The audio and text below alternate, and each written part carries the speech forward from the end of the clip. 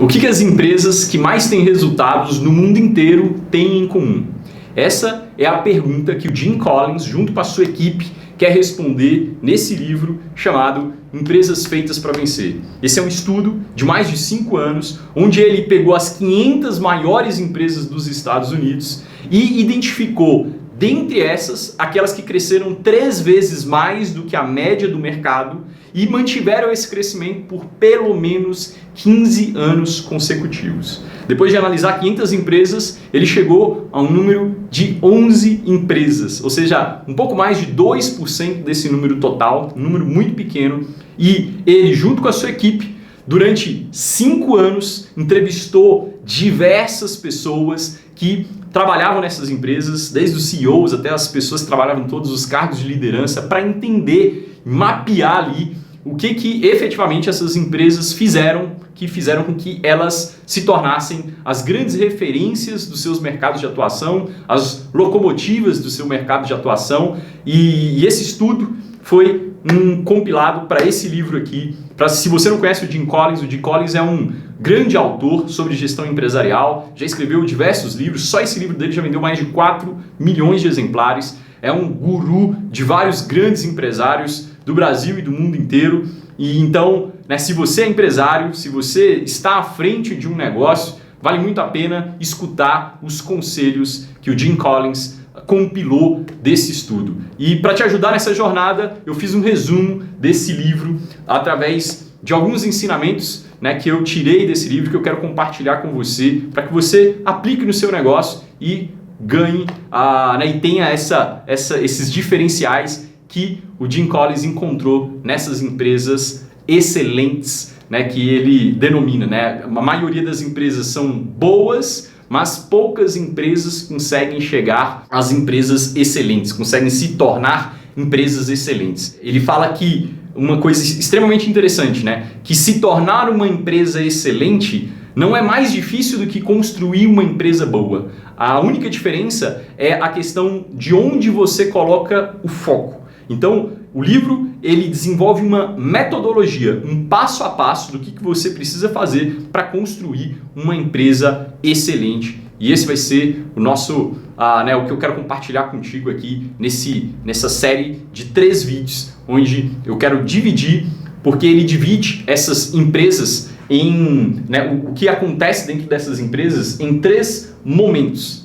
Entre colocar as pessoas certas dentro do barco, vou falar um pouquinho disso. Ele fala sobre as pessoas disciplinadas, liderança e as pessoas certas dentro do barco. Ele fala sobre pensamento disciplinado e ele fala sobre ação disciplinada. E ele chama esse círculo aqui de o volante da excelência. Ou seja, a partir do momento onde você consegue organizar essas 3 coisas dentro da sua empresa e consegue começar a rodar esse volante, consequentemente, a mágica vai começar a acontecer nos resultados da sua companhia. Então, se isso de alguma forma gera interesse em você, quero que você fique comigo até o final desse vídeo e bora lá. Então, o primeiro grande diferencial que o Jim Collins afirma que as empresas excelentes têm, que ele chama de empresas feitas para vencer, é o diferencial das pessoas disciplinadas. E de onde vêm essas pessoas disciplinadas? A primeira coisa que ele fala é que tudo começa na liderança. Então, ele coloca que o que difere uma empresa que tem resultados duradouros, perenes, é porque ela teve, por trás dessa gestão, líderes de nível 5. Líderes de nível 5. E foram esses líderes que que causaram essa transformação dentro da companhia.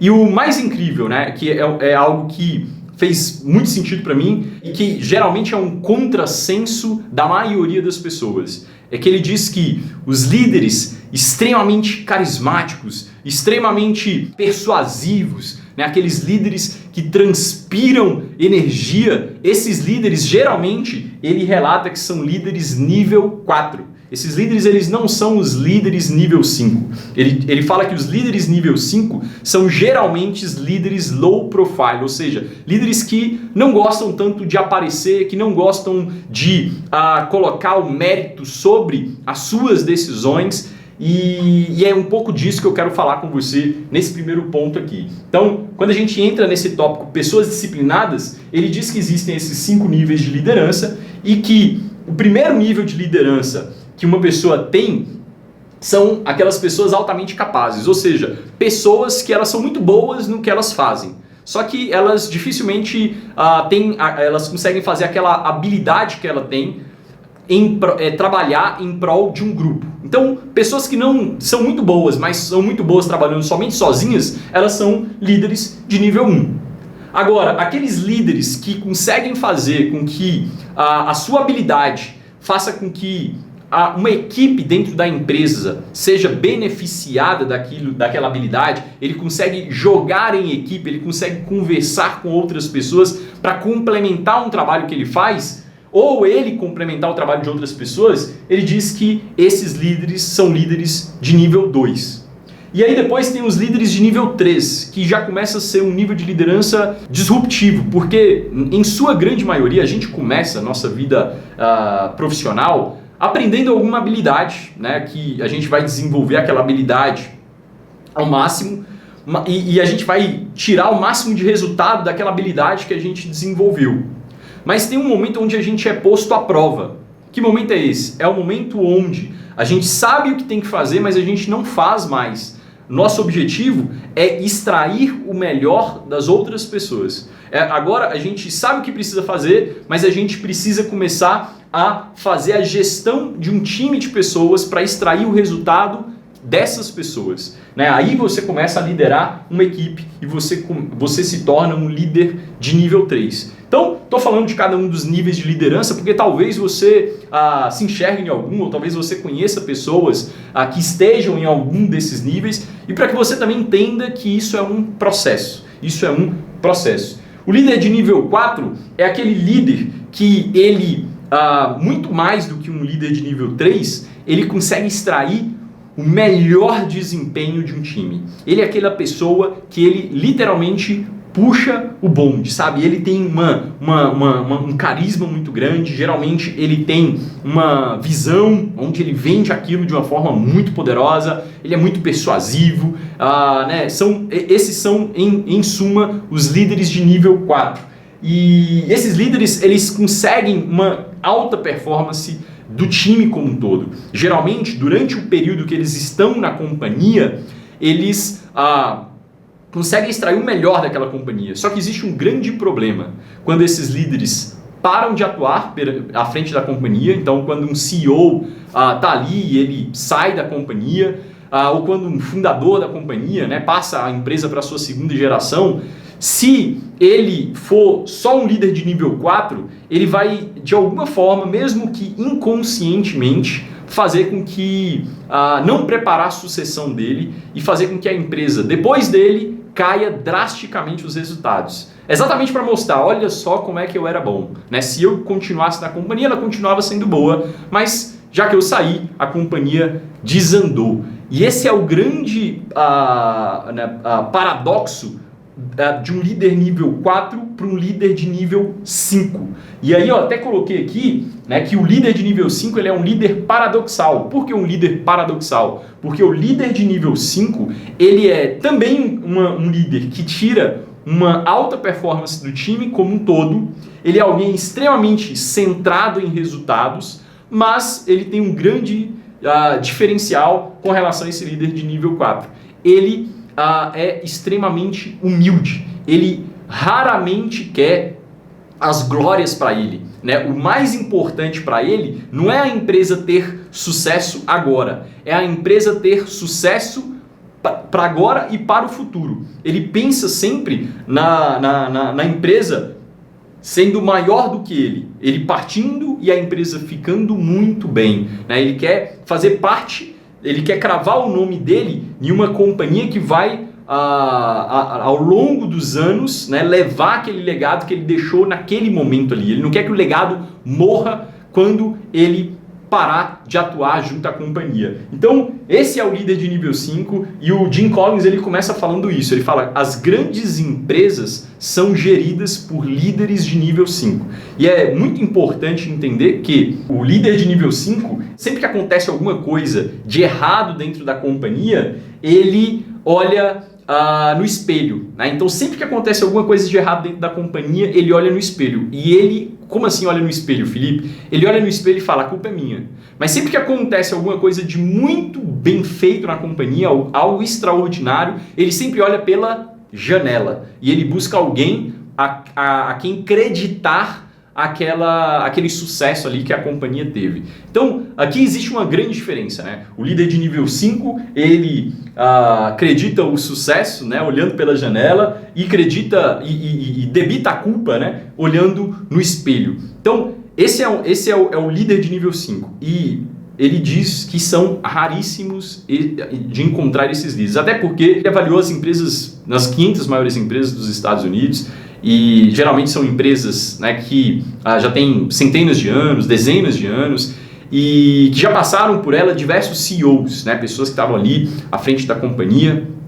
E ele comenta sempre que os conselhos de administração que regem essas companhias, né, que vão escolher os CEOs, elas tendem a ter uma quedinha por aqueles CEOs, aquelas pessoas que são, né, que têm um poder muito grande de persuasão, né, que tem uma imponência muito grande, e ele comprova através do livro que as empresas, essas 11 empresas que tiveram muito sucesso, somente 2 delas trouxeram CEOs de fora, que esses líderes de nível 5 já estavam na organização delas. Eram pessoas que ou eram né, uma geração uma empresa familiar que passou de uma geração para outra e o líder já foi sendo preparado desde muito cedo para assumir aquela companhia ali, ou era alguém que já estava ali na companhia sendo preparado, que não era uma celebridade no mercado, né? E aí ele até comenta, né, que, por exemplo, um dos fundadores da HP, né, que é tem um que chama com H e outro que chama com P lá, que chama Packard, né? E esse Packard, se é assim que se pronuncia perfeitamente, né? Quando ele faleceu, né, a HP é uma das maiores empresas do mundo, né, no setor de tecnologia, e quando ele faleceu, na lápide dele do cemitério, ele pediu à família para escrever rancheiro, né, porque ele gostava muito de uma vida simples, uma vida do campo, né? Ele poderia ter colocado, né, o Packard, aquele que revolucionou a HP, né? Ele foi um dos líderes que pegaram a HP e fizeram a HP se tornar uma das maiores empresas do mundo. Ele participou desse processo e ele diz que, né, esses são os líderes que, em sua grande maioria, você não, às vezes não percebe, né? Então, aqui é o primeiro ponto que faz com que uma empresa tenha muito sucesso. E aí vale a reflexão, né? Qual o tipo de líder que você está sendo para a sua companhia, ou qual tipo de líder que você, né, se depara quando você observa uma empresa, se você se depara mais com líderes de que nível de liderança, e lembre-se sempre, né, para você construir uma grande empresa,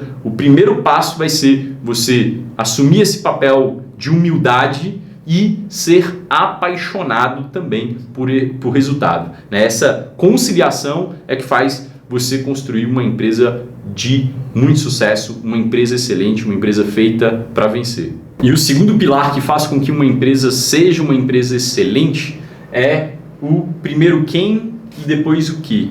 Felipe, como assim? Primeiro quem, depois o que? Então, o Jim Collins fala que uma das coisas que ele identificou dentre as empresas que tiveram muito sucesso é que elas se preocupavam muito com quem elas iam colocar dentro do barco, ou seja, quem elas iam ter no seu time. Então, o processo de contratação de novos colaboradores, né, de novos executivos para essas empresas era extremamente longo. Elas se preocupavam realmente em colocar muita gente dentro do funil e extrair aquelas pedras preciosas, né? Porque eles sabiam que eram essas pessoas excepcionais que iriam construir uma empresa excepcional.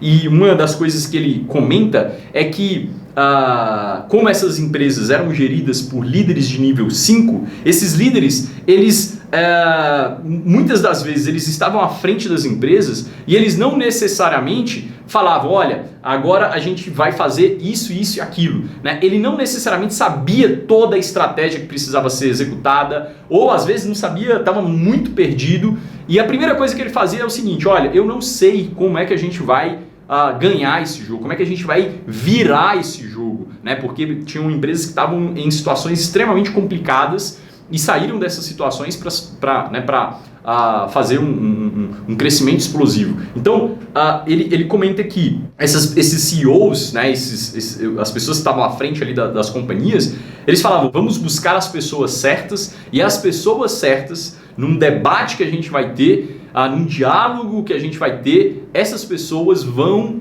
né, todas juntas, encontrar a solução para algum desafio que a gente tenha nesse momento atual. Então, ele fala que as pessoas vêm antes da estratégia, vêm antes das táticas, vêm antes de tudo. Primeiro, as pessoas certas antes de qualquer outra coisa. E aí fica uma reflexão para você, né? Muita gente, quando está abrindo a sua empresa, a gente não se preocupa muito com isso, né? O processo de seleção ele não é tão rigoroso, né? Você, às vezes, emprega pessoas que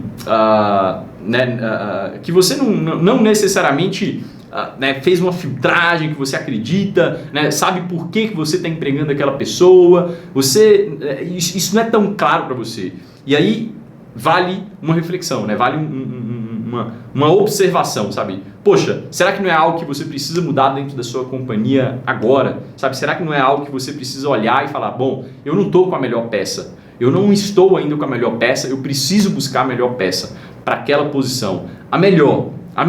E isso é algo que eles não abrem mão. Eles estão atrás sempre das melhores pessoas. É tanto que tem um momento que eles falam que...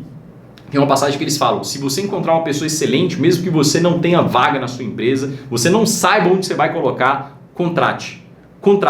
E aí tem até um exemplo, né, de um executivo dessas companhias que ele comenta que teve uma vez, ele encontrou com um homem que ele já tinha lutado 2 guerras, e esse cara, nas 2 guerras que ele participou, ele foi capturado e ele conseguiu escapar, né? Então ele foi capturado, foi pro exército inimigo e tal, aquele negócio todo, aqueles desafios, e ele conseguiu escapar nessas 2 vezes, ganhou medalha, aquele negócio todo. E aí ele encontrou essa pessoa que estava trabalhando numa empresa, né, numa função não tão boa, e ele falou, cara, esse cara é excepcional, uma pessoa que já passou por isso, ele é alguém excepcional, né? Não tem como essa pessoa não ter qualidades fora da curva. Eu quero essa pessoa dentro da minha companhia. E a pessoa foi lá e contratou. E aí vale até já falar com você sobre o ser antes do saber. Isso é um ponto que o Jim Collins bate muito no livro, de que mais importante do que você contratar alguém pelo que ela sabe, é você contratar alguém pelo quem ela é. Então você contrata pelo quem ela é e depois você ensina para ela o que ela precisa saber. Porque essas características comportamentais, essas soft skills, né, que a gente fala, isso vai fazer a diferença efetivamente no longo prazo quando a pessoa está dentro da sua empresa, está dentro do seu time. Então, né, essa é outra grande lição do Jim Collins. E ele fala, né, que uma grande visão dificilmente, né, vai ser concluída sem grandes pessoas, né? Então, uma grande visão sem grandes pessoas, ela é irrelevante. Então, você precisa ter um time muito bom para você conseguir executar algo muito precioso. Então, isso tem que ficar claro. Qual que é o erro de muitas empresas? Esse daqui eu achei incrível, né? Isso aqui que ele colocou. O erro de muitas empresas é que elas são lideradas por um gênio com 1000 auxiliares. Né? Até coloquei um gênio aqui, podia ter colocado um gênio com J, né? Porque o que é um gênio com 1000 auxiliares, né?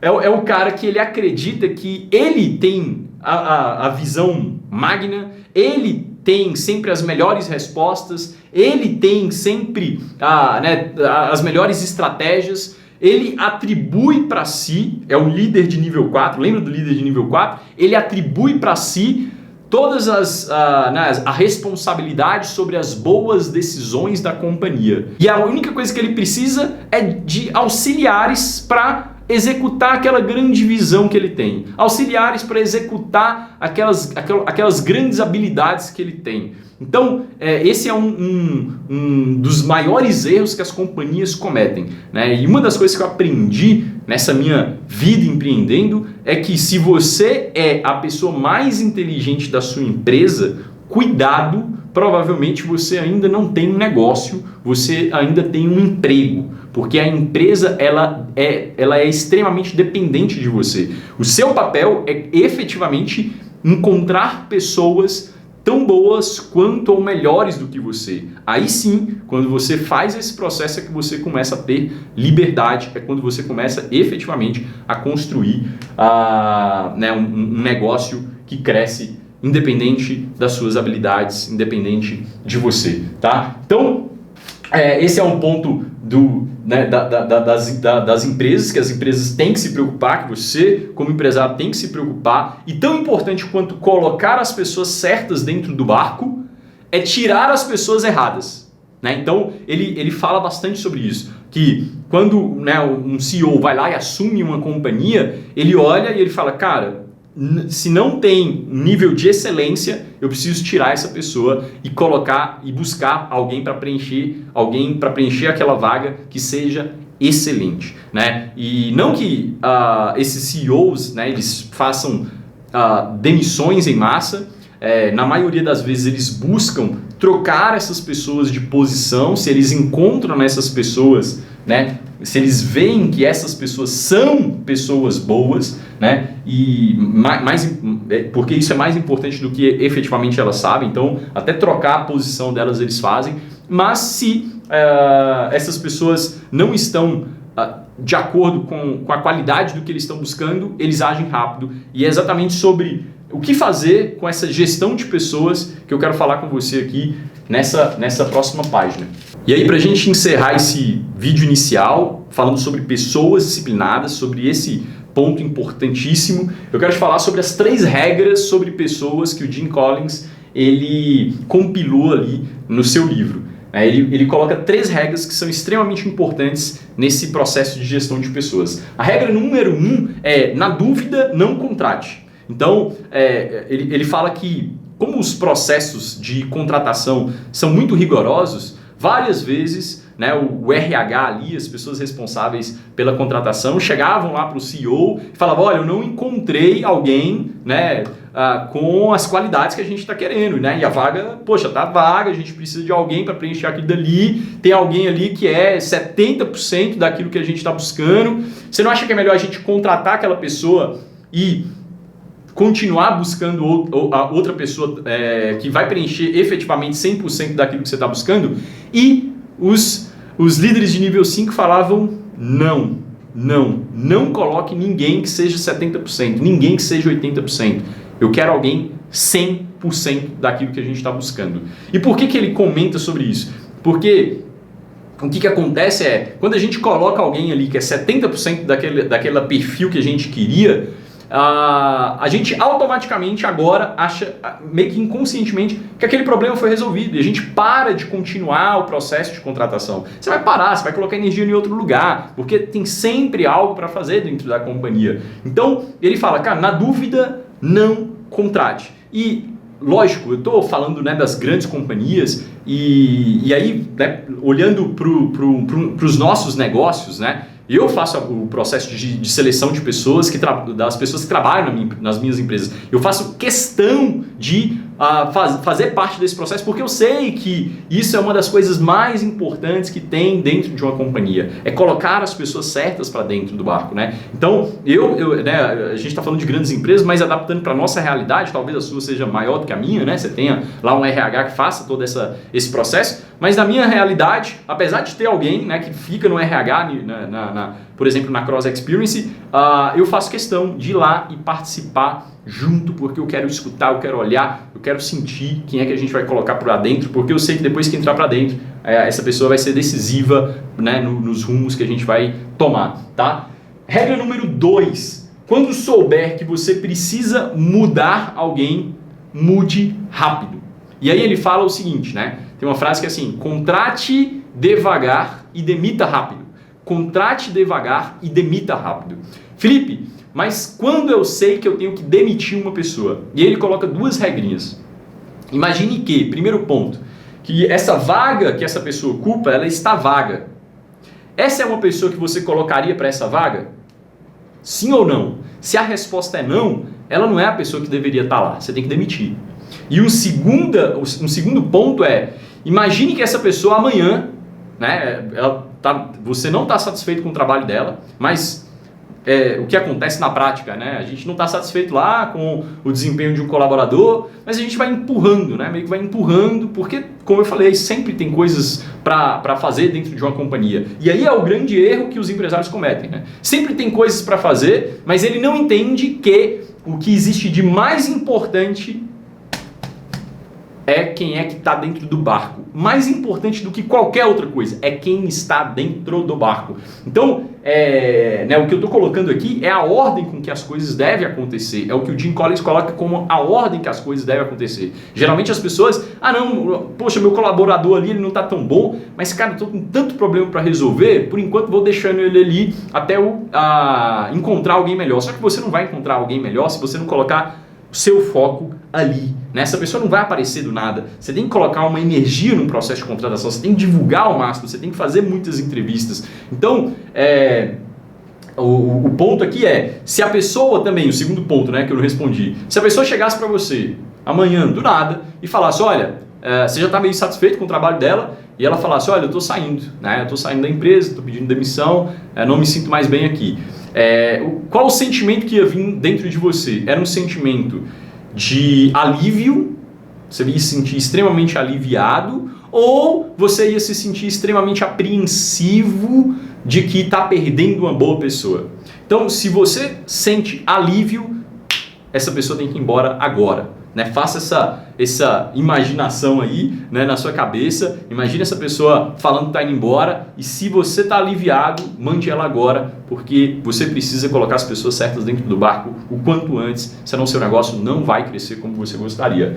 E a terceira regra que ele fala sobre essa questão de gestão de pessoas é que você tem que pegar as melhores pessoas que você tem dentro da sua empresa e colocar elas nas melhores oportunidades, nos lugares onde a sua empresa tenha a maior propensão de resultados, e não nos piores lugares, que é o que geralmente as pessoas fazem. Ela pega alguém muito bom e coloca essa pessoa em algo que é meio quase que irresolvível, né? Irresolúvel, né? Seria a palavra certa, quase que irresolúvel, né? Então, essa pessoa ela vai estar lá diante de um problema extremamente complexo, que ela pode até conseguir ali, né, melhorar aquela situação, mas aquilo talvez não seja, né, um departamento da empresa, algo que a empresa nem deveria estar colocando foco. Né? Então a gente vai falar um pouquinho mais à frente sobre essa questão do core da empresa, né, o que a empresa efetivamente tem que fazer, mas essa é a grande lição. Pegue as suas melhores pessoas e coloque nas suas melhores oportunidades,